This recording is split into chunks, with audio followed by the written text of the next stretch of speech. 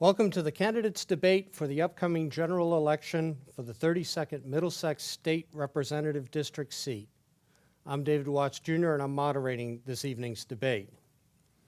Before the debate, lots were drawn to determine the order of the candidate. The candidates in the debate are John P. Locke, Republican from Wakefield, and State Representative Paul Brodeur, Democrat from Melrose. An invitation was extended to all the news outlets in the three communities in the district to participate on the press panel to pose questions to the candidates. The press panel this evening is reporter Mark Sardella from the Wakefield Daily Item, and presenting questions from the Melrose Free Press, we have WCAT Executive Tom Stapleton. There are no opening statements in this evening's debate. In turn, a question will be asked of a candidate by a press panel member. That candidate will have 2 minutes to respond to the question. Following that response, the second candidate will have the opportunity to present his own 1-minute response to the question. To allow for as many questions as possible in the time available while maintaining the ability to have a chance to respond, candidates should please keep their answers short and to the point. Questions have not been provided in advance. Questions must be relevant to issues important to this district, and questions of a personal nature are not allowed. At the end of the debate, in turn, each candidate will present a 2-minute closing statement. The debate will maintain strict compliance with the stated time limits in order to be able to have as many questions as possible from the panel. The moderator will govern the conduct of the debate at all times.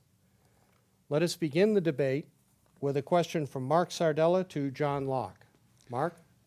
John, let's start with one of the ballot questions. Are you in favor of ballot question 2, which would expand the state's beverage container law? Thank you for that question, Mark. And let me first thank WCAT for the opportunity for this debate. Thank you, David Watt, moderating tonight's debate, and Mark and Tom for fielding the questions tonight, and also Paul Brodeur for agreeing to debate tonight, and most importantly to all the viewers for tuning in tonight for the debate. So I really welcome the opportunity. So question 2 is regards the expansion of the bottle tax or bottle deposit from carbonated bottles to uncarbonated bottles like water and juice. And this would impose a 5-cent deposit on those bottles and also link it to inflation to some extent. And I'm voting no on this question. I see a lot of merits to the arguments on both sides of this one. I think that the main reasons for this question is to reduce litter that is on our beaches and in our communities and things like this. But I also see it as a position of this state house to collect yet more money from our pockets. Just last evening, I returned a lot of the bottles that we had accumulated in soda bottles and soda cans and some of the glass. And the machines in the stores are really ill-equipped to take many of these bottles. And I think it's a real burden on people to go to these machines at the supermarkets that are often broken, sometimes full. It's an easy process, and a lot of stores don't even take all the bottles that we accumulate. So I prefer instead making recycling as easy as possible and to do it on the curb. Thank you. Paul? I do support the bottle bill. I was, when I first got to the legislature 3.5 years ago, it was one of the pieces of legislation that I co-sponsored, and again in this session. I'm for it because it works. We do have a proliferation of these kind of containers that unfortunately are not getting recycled. The data shows over a long period of time, the containers that are subject to the deposit law do get recycled. The ones that aren't subject to that law are recycled at a far, far lower rate. It's a simple system. It's a system that the people of the Commonwealth are used to, and I think it's important for our environment and really, as John said, to clean up the trash. Thank you. Tom, a question for Paul, please. Yes, Paul. With the open town meeting format in Wakefield, Have you regularly attended town meeting sessions, and what has been your municipal involvement prior to running for this seat? Thank you for the question, Tom. As a lot of folks know, I started my public service as an alderman in Melrose. Did that for 9 years before I became state representative.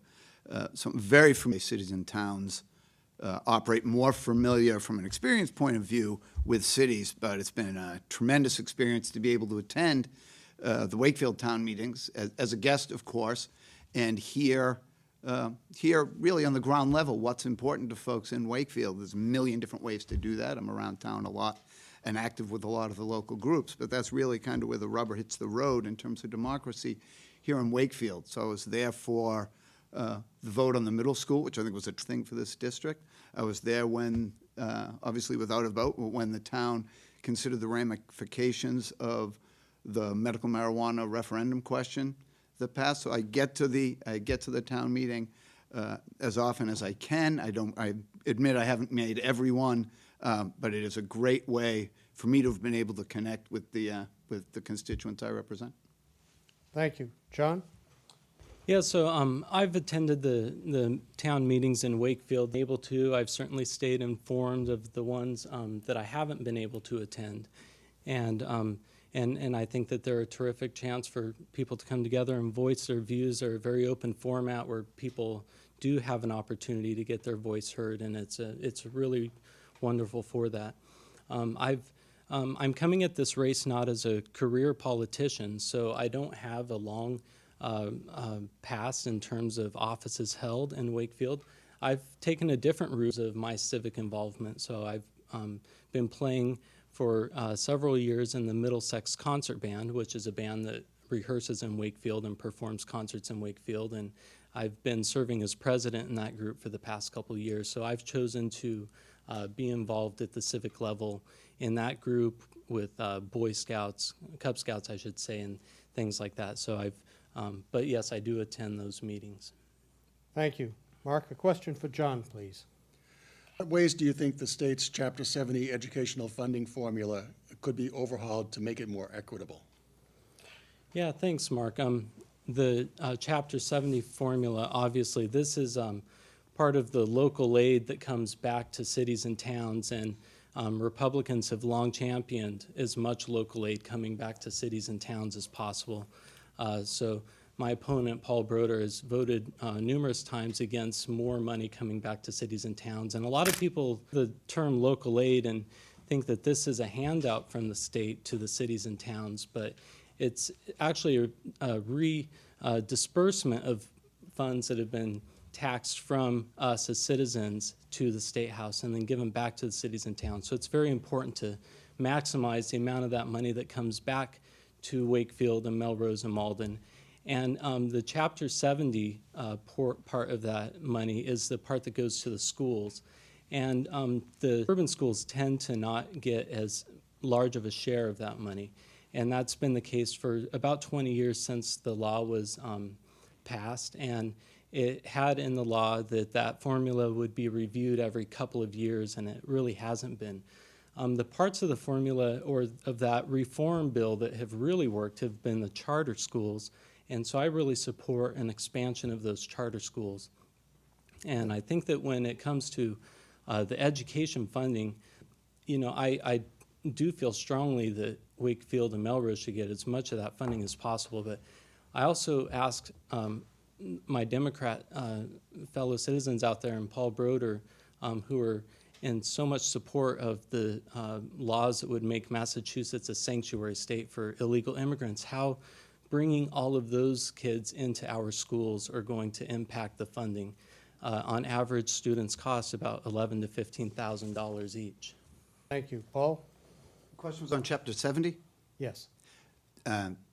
It's a horribly complicated formula, and it's actually, quite frankly, all over the map. It's not so much suburban versus urban as unpredictable across the board. You see that in the allocations that Reading gets versus Wakefield.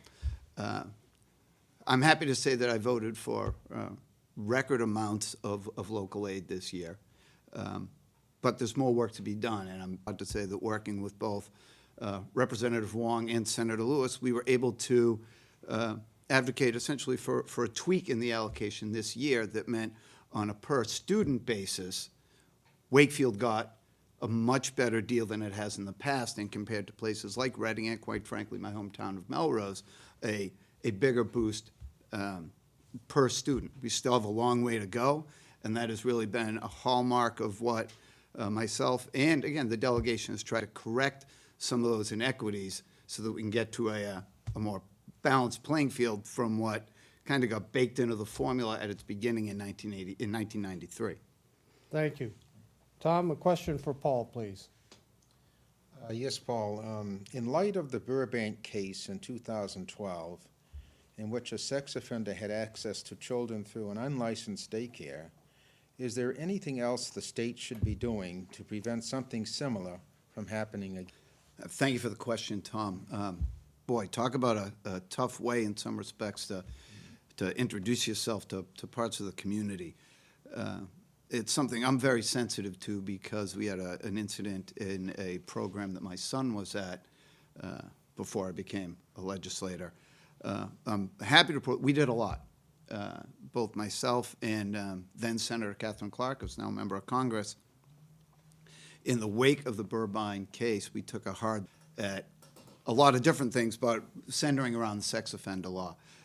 So we put together a bipartisan, really comprehensive reform package that looked at things like how do we classify and can we do it better?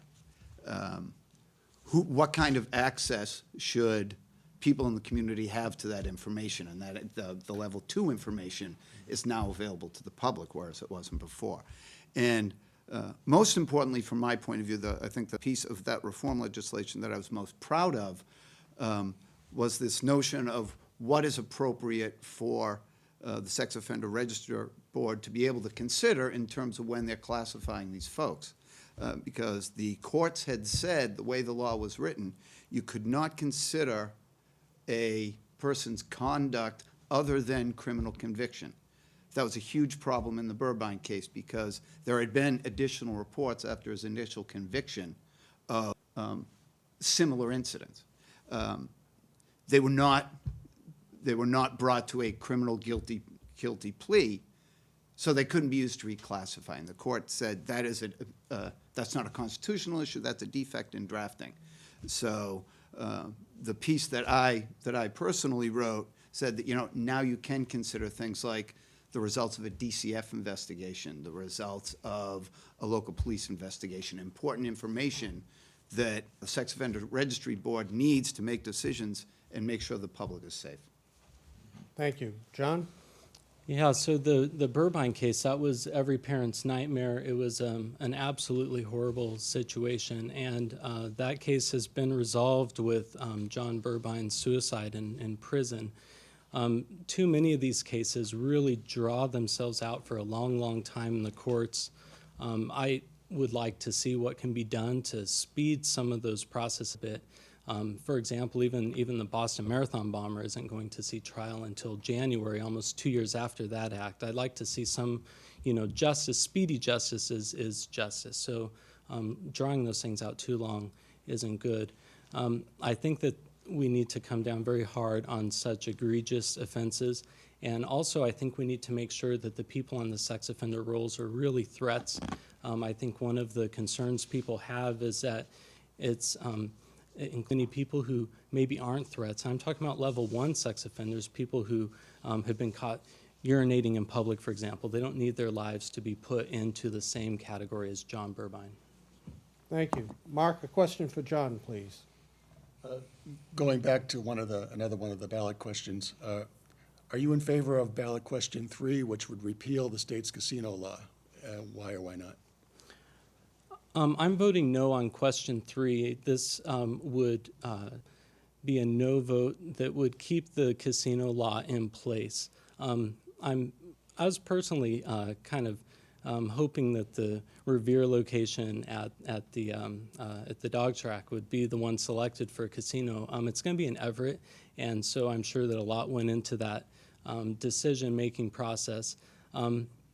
But, I'm not one to stand in the way of development. I understand that a lot of people would like where they live to continue having the same feel that it has now and really not change in a lot of effects. But when you hold up development, it really just keeps things from not changing, but it ensures that things kind of deteriorate and don't stay upkept. And so I am not one to put myself in the way of development, except for in situations where it really affects someone in a negative way. And I think that this casino opportunity, I don't a silver bullet for our employment situation or our economy by any means, but I do welcome the jobs it will take to build the casino and to maintain it. Thank you. Paul? I do not support repeal of the casino bill.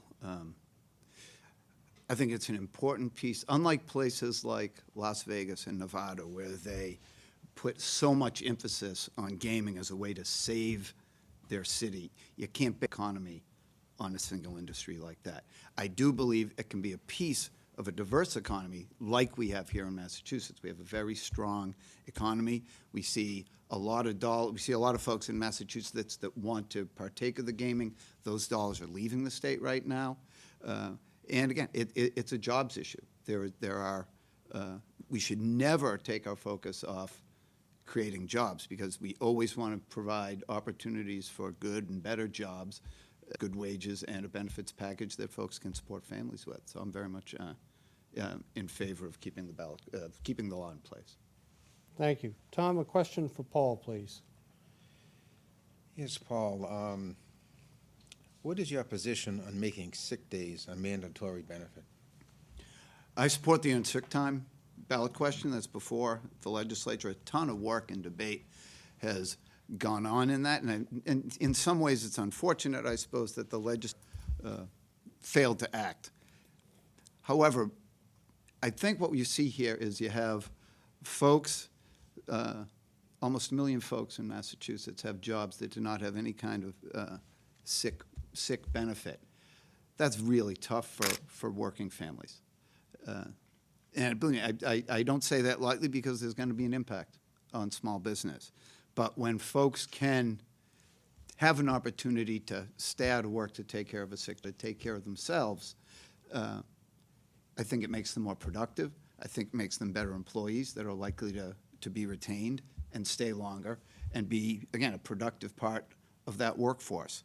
It is also interesting to know, the studies show that I've seen that most folks don't avail themselves of all their sick time. But folks that have, I think it's 40 hours of sick time, they tend to take 2.5 of those days a week. So the evidence is not that folks take this as an opportunity to bail on work, to take the opening day, sick day that you sometimes see around Boston around Fenway Park.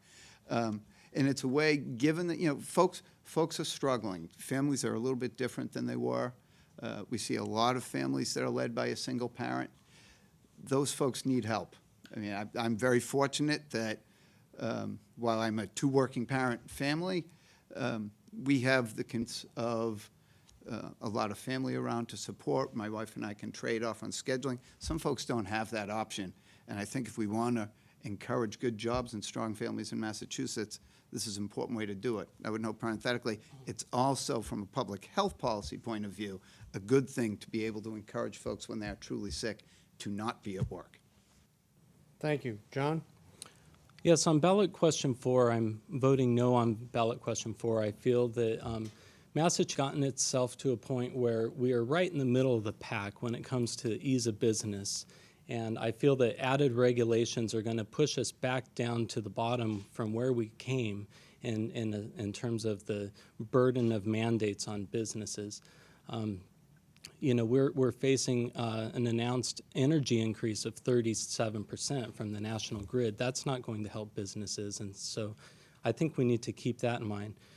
This isn't a small amount of sick time mandated on businesses. It works out to almost 2 weeks for a full-time employee, and that can be very difficult for a business to come to terms with. I think if an employee is sick and they need some time off and they are, working hard at that company, the employer is going to work a way out for them to do that. I don't think the employers are anxious to lose their help and have to retrain new workers, and so I would on the employers to work with their employees in those situations. And generally, I think employers know how to run business better than government.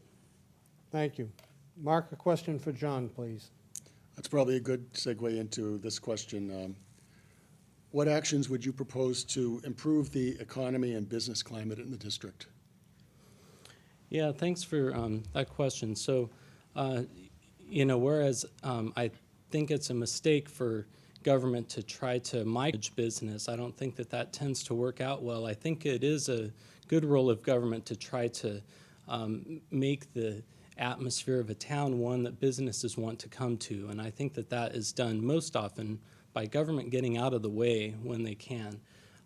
That being said, I think that the key ingredients that go into making a town a vibrant one is foot traffic, some access by public transportation, and shops that people want to visit. Just recently in the Wakefield item, there was announced a proposal that was won by Wakefield and Melrose. It's called Mass in Motion, and it's $40,000 over each year over 3 years in order to improve the health and well-being of people in town.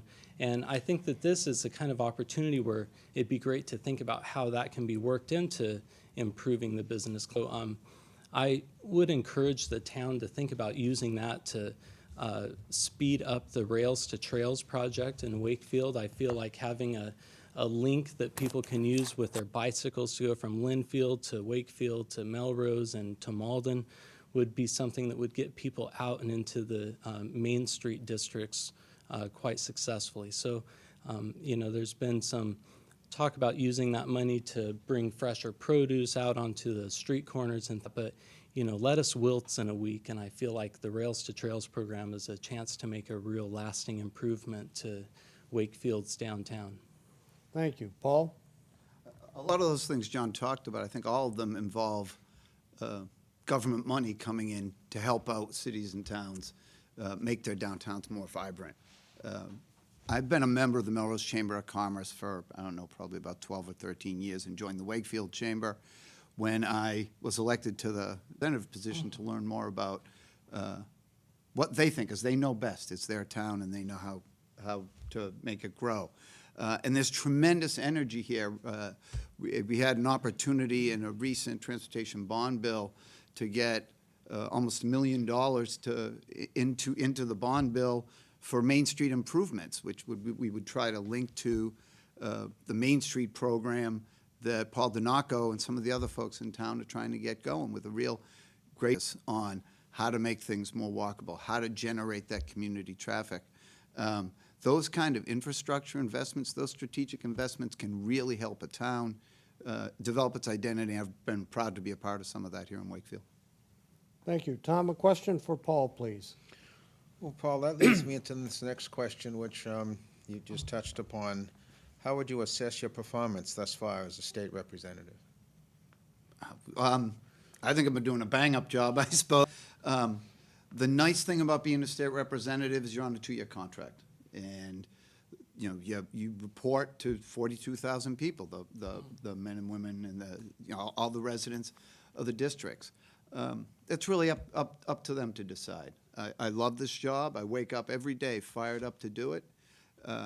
I get to see things large and small. Some of the most satisfying things that you get to do in this job are help individual people solve their problem. I had a constituent call the other day who's a Melrose resident, and she has a kid with severe special needs, which means she's one of those circuit breaker families, and she didn't feel her child had been properly placed, and she had to navigate both the state bureaucracy and the school district bureaucracy to try to get the best appropriate placement for her child, and that can be daunting. It's not because anyone's out to get anyone or anything, but it's a bureaucracy, and sometimes that is very, very hard to navigate. So the best days that I think I have are when we can help people like that get them to the other side. And I'm happy to say that the student is moving at the end of the month to a placement that is clearly more appropriate to his medical and intellectual needs. And you know, whatever else happens, you kind of always have that at the end of the day. And Dad, knowing that you were able to help out someone that's just trying to work hard for their kid and push uphill so much, it's a great feeling. And hopefully I get to do that for a lot of folks and just, you know, make their lives a little bit better. Thank you. John? Yeah, in terms of constituent services, I think that I would have big shoes to fill, and I would to fill, and I would look forward to that opportunity. In terms of Mr. Brodeur's voting record, I'm not happy with my rotation on Beacon Hill, and that's a lot of why I'm running in this race. Paul Brodeur was an alderman when he started his stint as representative, and he talked in his 2010 campaign about how we didn't need any more taxes, that we were being taxed enough already, and he talked about things he had done as an alderman to improve transparency in Melrose. So he made a lot of committee votes and things like that, something that the people could look up. He hasn't continued that kind of record on Beacon Hill. He votes 99.5% of the time with the Speaker of the House. And so I feel that he's moved from being a public servant as alderman to being a party servant as representative. Thank you. Mark, question for John, please. John, do you believe that there is a significant problem with abuse in the Department of Transitional Assistance programs such as EBT? And what would you do that those programs are not abused? Yes, absolutely. I think that there's a lot of abuse there. And one of the things that frustrates me is the obstruction that Democrats on Beacon Hill put in the way of really auditing what that abuse is. So we really don't have a lot of data to go on because it's sealed. And the data we do have to go on has been hard fought. And so, for example, Sean O'Connell has been the rep who's really spearheaded a lot of the welfare reform activities, and she was made to pay $800 just to look up what the highest balances were on a lot of EBT cards. A lot of those get re-upped every month without anybody really looking at how that money is being spent. You could go to jail for a couple of years and come out with a lot of money on those cards. Now that's been dialed back a little bit. Now you can 270 days of accumulation, but that needs to be shortened even further. Another example of fraud that we saw was when voter registration forms were sent out during the Elizabeth Warren Scott Brown race, and 19,000 of those out of about 500,000 came back as undeliverable. So people aren't living where they say they live. We don't have good ways of confirming identity, and Representative Brodeur did against a lot of efforts to tighten up identity requirements for people accessing our social benefits. So I just feel strongly that we need to have these programs for the people that deserve them, for the people that need them on a temporary basis, and for the people who are who they say they are. Thank you. Paul? We've actually done a remarkable job over the last several years building through several phases a comprehensive reform of the way we deliver welfare, and that's both the state side on the transitional assistance stuff and on SNAP, which is a nutrition benefit that is strictly for the federal government. I had the opportunity actually to have a conversation with the commissioner of the department today, and they've actually gone beyond some of the things that we insisted on in our comprehensive package, and are doing things like checks on a 90 basis, not on a 270-day basis, and have reduced to needs to be checked almost nothing the high balance. And as a matter of fact, high balances are being on the metric they suspended on day 91.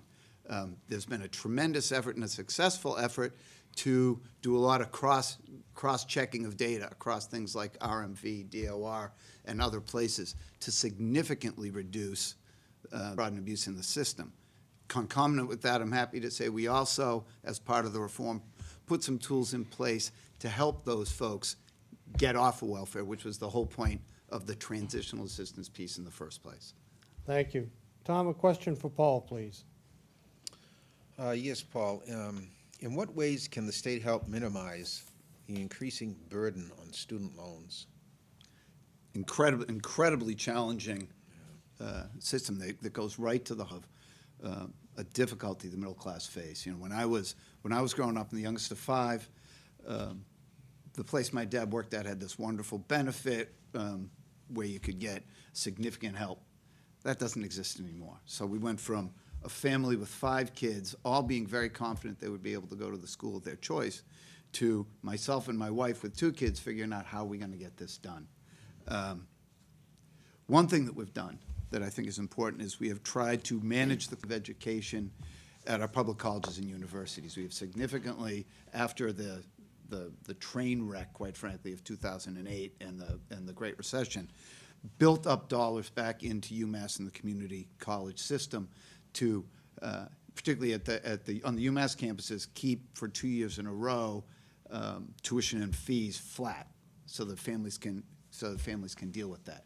It's an incredible challenge. It's an absolutely incredible challenge, and I think we need to keep moving forward on that and understand that we need to provide options across the spectrum. We got to start thinking outside the box in terms of things like, can we do degrees in 3 years in certain respects? Can we do a more aggressive co-op program in some places where students have the opportunity to gain real experience and get real dollars? Can we partner? One thing we're very, very active on is workforce training and trying to partner community colleges with private industry. So an area are significant opportunities for employment, like advanced manufacturing, we can close the skills gap with targeted college and university training, knowing that those kids are going to be able to walk right into jobs right here in Massachusetts. Thank you. John? Yeah, I think the key to reducing students' burden, what they borrow to go to school, I think the key is to get a lot of options for them to attend. So it's really important to bolster our trade schools because there's very good living to be made in the trades. And I don't think that students should go with this thought that they have to go to a 4-year degree in the arts and sciences in order to make it, because that's where it's really hard to find jobs right now. I graduated actually with a PhD from MIT ultimately, which is an Ivy League school. It's one that would be very expensive to attend. And I was raised by a single mom who was an elementary school teacher over 30 years. So I by no means had a trust fund to go to MIT or anything like that. So what I did with, and came out with very little debt, is I went to a state school that I could more easily afford. I did well, and then I went to MIT as a graduate student. Thank you. We're going to change up on the questioners now. Tom, a question for John, please. Yes, John. Is there anything that can be done on the state level to curb rising MWR rates, especially considering Melrose full involvement in the public authority? Yeah, so I think that the MWRA is probably an example of an agency that has some ways that it could trim some costs. So there are a lot of areas in government where Massachusetts tends to deliver goods and services much more expensively than are done elsewhere. For example, Massachusetts spends about 4 times the amount per mile to maintain its roads than New Hampshire, as an example. I would not be surprised if the MWRA had similar levels of overhead, and I think that that's something that could be looked into. Thank you. Paul? The MWRA, the biggest problem is the enormous debt that it took on cleaning up Boston Harbor. And we're all that, and it's an extraordinary challenge. There have been tremendous benefits from that. You see the rebirth of Boston, certainly the whole development around the new federal courthouse. I don't think you see that happening, and there's some regional benefit to that.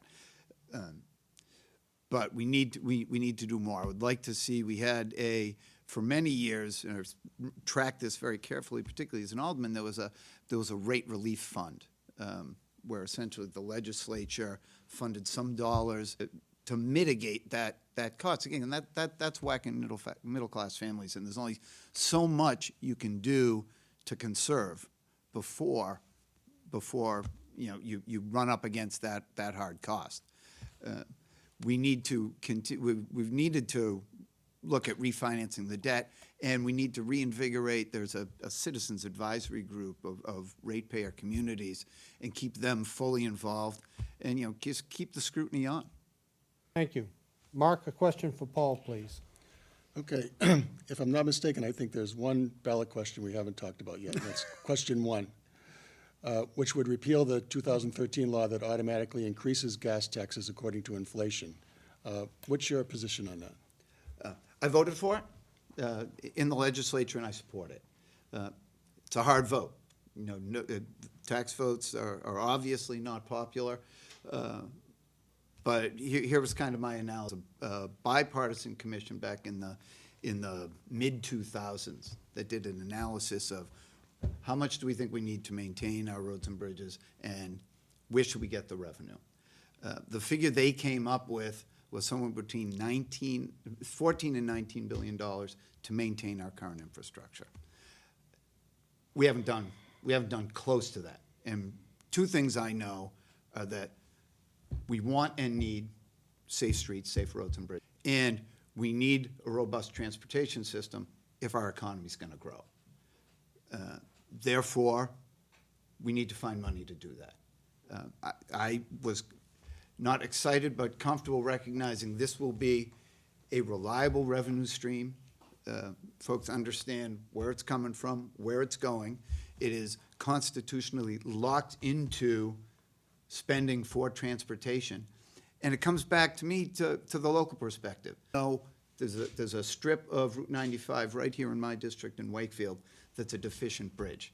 If that bridge continues to deteriorate, we're going to have a huge problem up on our north border. Similarly, we have two similar bridges on Route 93 in Medford.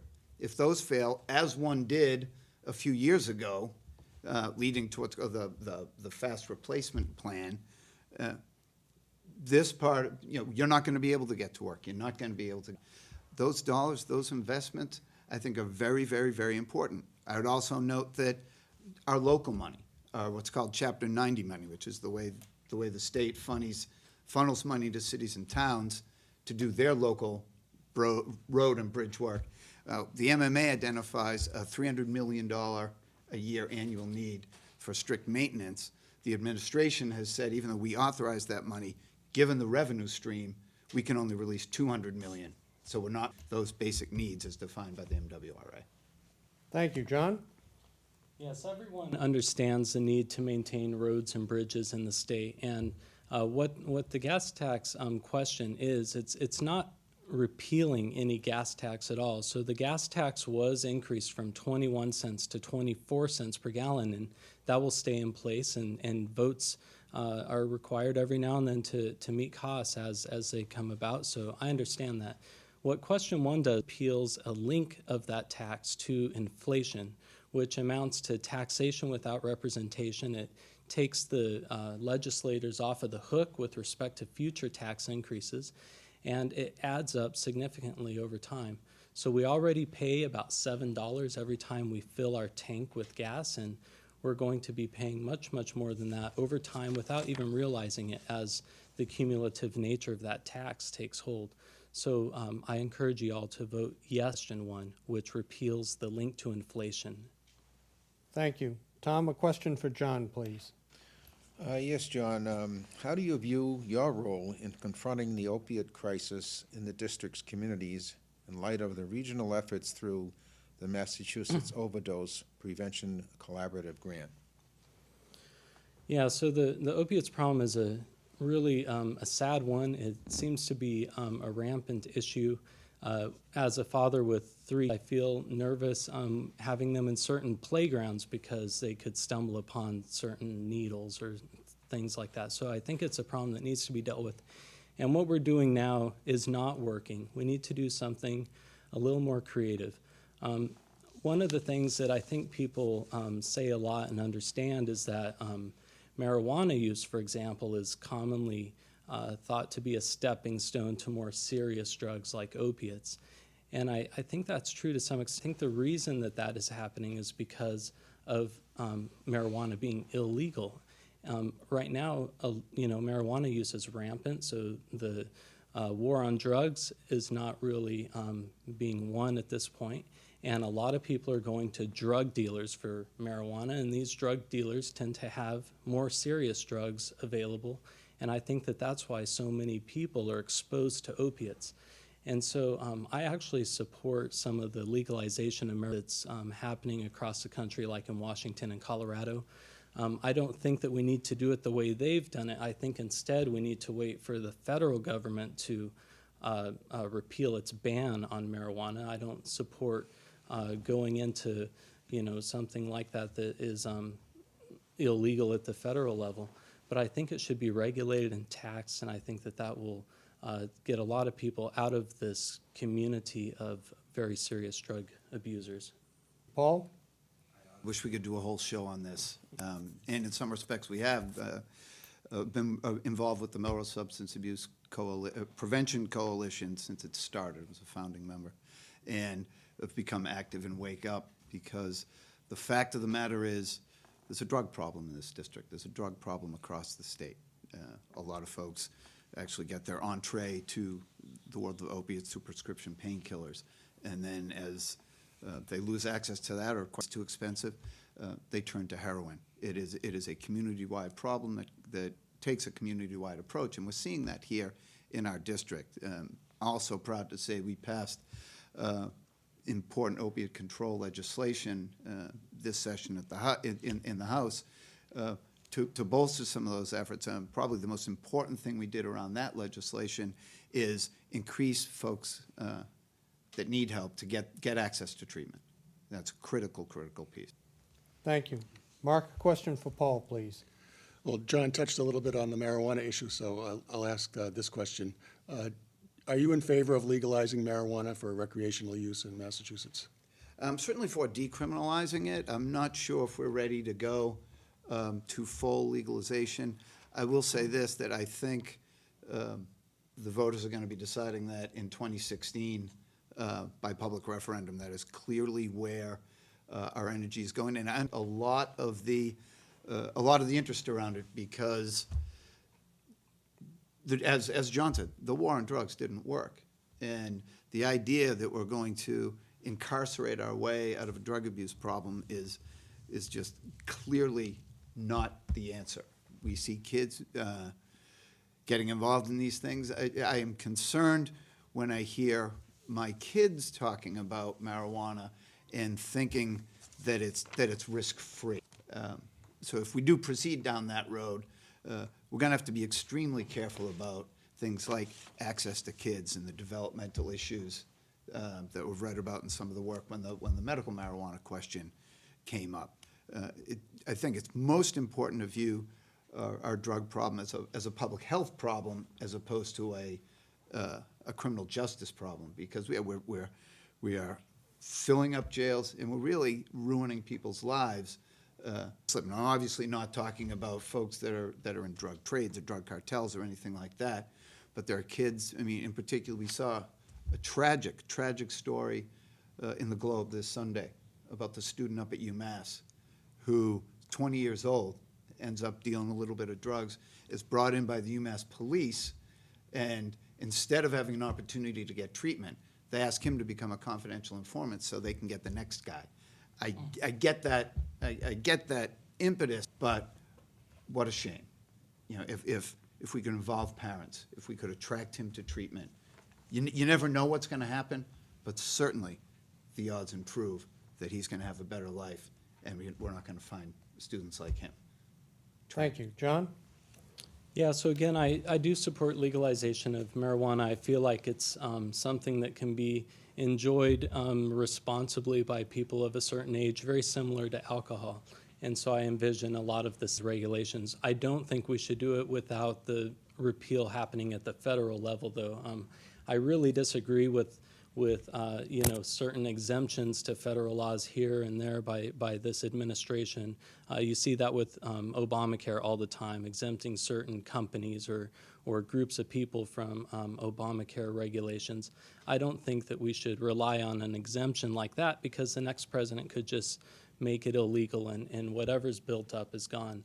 In terms of an economic benefit, we talked about the casinos, and really the casinos are going to make mostly a casino magnate, namely Mr. Wynn, very rich, and I feel like something like legalization of marijuana could really benefit and tap the creativity of many more people. Thank you. Tom, a question for John, please. Well, John, on that note, has Obama made Massachusetts healthier? What can the state do to improve? If you're referring to Obamacare, I think that Obama has made Massachusetts much poorer. I feel like it's taken an extraordinary amount of money to meet the mandates of Obamacare. It costs tens and hundreds of millions of dollars to replace a functioning website that we had with the Health Connector with the new web, which is just kind of ridiculous when you think that it's so hard for government to make a website work. It's taken families that had shopped for insurance and had found something called catastrophic care insurance that they could afford, that they felt was sufficient for their use, that they were proud to sustain themselves, and it put them onto Mass Health and made them a ward of the state unwillingly. So I feel like it's been an extremely expensive endeavor, and I would hope that our representatives in the State House appeal to our delegation in Congress to repeal that law. I think it's going to impact a lot of us in ways that we don't yet understand after these midterm elections, because if you remember, many of the mandates that affect employees of the large companies are going to see new rules come into place with the new year. So I think that was artfully placed until after the midterms. So I do the very unfortunate law. Thank you. Paul? Can you repeat the question? Because I think there was more than just an Obamacare piece in there. Yes. Has Obamacare made Massachusetts healthier? And what can the state do to improve public health? You improve public health, I think, first and foremost by doing a couple of things, focusing on prevention and doing what we've tried to do with healthcare cost containment, and that is move to a little bit of a different model, away from a fee-for-service model into what's called a global payment model, because what we're finding is care kind of gets fragmented. You might go to a doctor for this, a different doctor for this, and there's no one quarterbacking the care. Quite frankly, we saw that a little bit with my dad. My dad had an incident, and he had to be transported to Melrose Wakefield Hospital by ambulance, and the very simple question: what meds is he on? And my mother pulled out a 2 or 3 page sheet of all the meds he was on, providers that weren't coordinating his care. Happily, as a result of that, that emergency, he went into a rehab facility, and a lot of that got straightened out and aligned. 2 things that I think have helped Massachusetts families tremendously under Obamacare are the elimination of any pre-existing condition, which I assume is a very, very popular thing, and the fact that now your kid, your family members, your family members can stay on your health care till 26. So those folks that are saddled with that debt burden we talked about earlier, that might be struggling, can get a job, know that they're going to have health care. Okay. This is going to be the last question. Mark to Paul, please. In what ways can Beacon Hill become more transparent? Oh gosh, there's a bunch of ways that Beacon Hill can become more transparent. I'm excited about some of the things that have happened. The things on the website are very much improved. All our sessions are online. All committee hearings are posted. The agendas of every committee hearing are posted. The public is invited in to any one of those things. And I think we can do better in leveraging that technology. A fair point John made about the disastrous Health Connector website makes me a little bit concerned about doing anything that involves putting anything online, quite frankly. But I'm happy to pursue those things. I think the the best way that I can be transparent is the way I try to do it. I make myself accessible, open, out there in the community, and I'm happy to answer any question for anyone at any time. I think we can do a little bit better, quite frankly, with the public records law, both in terms of modernizing the process so that people don't have to wait 10, 12, or however many hours, weeks, days. And there's things we can do around the fee. That having been said, I've had to fulfill public records requests that are incredibly complicated and extraordinarily difficult. One thing that I would really insist on is that what doesn't become a part of the public records law is communication between me and my constituents. There are folks that email me that talk about a problem they had in a divorce, a problem with a child on drugs, what it may be. Those kinds of things should not be subject to public scrutiny except at the option of the person who contacted me. John? So the Republicans on Beacon Hill are really the champions for transparency on Beacon Hill. Every session, there's a series of votes called, where they vote for what the rules will be for that session.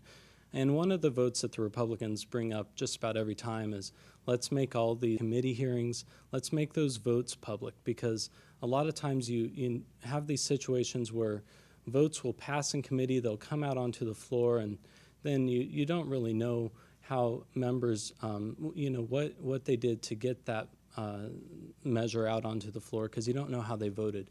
The Democrats, time and time again, vote that transparency bill down, including Representative Brodeur. And so I feel that making roll call vote and committee hearings would be a real help in the right direction. Okay. With that, we go to closing statements. John P. Locke first, please. Well, thank you all again. Again, the viewers for tuning in, and Representative Brodeur for coming out tonight. The panel, Mark Sardell and Tom, for fielding such great questions, and David for moderating, and WCAT for the opportunity. I'm really grateful to the chance to lay out my positions on these really important issues to the voters. If elected as your state representative, I would be joining 29 Republicans out of 160 representatives on Beacon Hill that the voters sent to Beacon Hill to provide some balance in the State House and to provide a check for the kind of corruption and the kind of and the lack of accountability that's inevitable in a one-party system. We've talked a lot about the important local issues tonight, which we definitely should.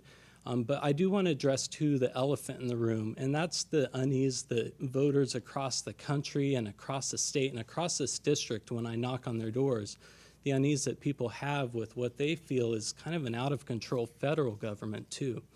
We witness time and time again massive deficits in our national debt. We more and more that laws that we send people to enforce are being broken at the federal level. A lot of people want to know what can they do about this, and I think the Bush administration tells us that just sending a Republican to the White House is not the answer. And so I think that the answer is in Article 5 of the U.S. Constitution. There's a lot more information about it on my website, but it's the part of the Constitution that talks about how amendments are proposed and passed by the states. And so it turns out that the state legislatures can get together and propose amendments bypassing Congress, bypassing the president. And I feel that this is what's needed in order to bring about real reform that's bipartisan, things like congressional term limits and a balanced budget amendment. That website is johnlocke2014.com. Thank you. Paul? Thank you, Dave, and Mark and Tom as well for your question, and to John for participating in the process as well. This is the best time of year because it's a time where you get out of Boston, you go face to face with the voters, door to door, and group to group, and see what's on their mind, because ultimately you are the representatives of the folks in Melrose and Wakefield and Malden, and that's what I've tried to do for the last 3 years, and quite frankly before. be involved in my community, get involved in the groups that drive these issues, and know what it's like to create quality of life in a city or town. And we've had tremendous success working together. I mean, before I came here this evening, I stopped off at the brand-new Galvin Middle School to meet with the PTO a little bit, see what's on their mind, see how they're doing. And I tell you, there's no bigger thrill than walking into a place like that and knowing that it's a result of a state and local partnership that you're a part of. Same thing in Melrose. We had the same experience back in 2007 when we had the opportunity to leverage the state's school building assistance fund and build a tremendous, tremendous facility. And it's not just about the facility, though. It's about the energy and the momentum that the town gets by seeing government work competently and cooperatively to improve the quality of life. It makes the teachers feel great that they're coming into a building and a town that cares about education. It's the students that they get to walk into really like a palace of learning. That energy you can't put a price tag on, and it does so much for the city and town. Working with veterans, working with the elderly, right here on the ground in Melrose, Wakefield, and Malden, touching the lives of those people, knowing that you can do things like help out with programs that will keep folks in their homes and not in institutions, helping veterans that fortunately we have too many of from war, helping them readjust, having them get back in the game. Those are the kind of things that make me excited to do this every day, and I hope to have the opportunity again. I look for your vote on November 4th. Thank you for watching tonight. Thank you to both the candidates for participating in this evening's debate. We wish you each best of luck in the upcoming election.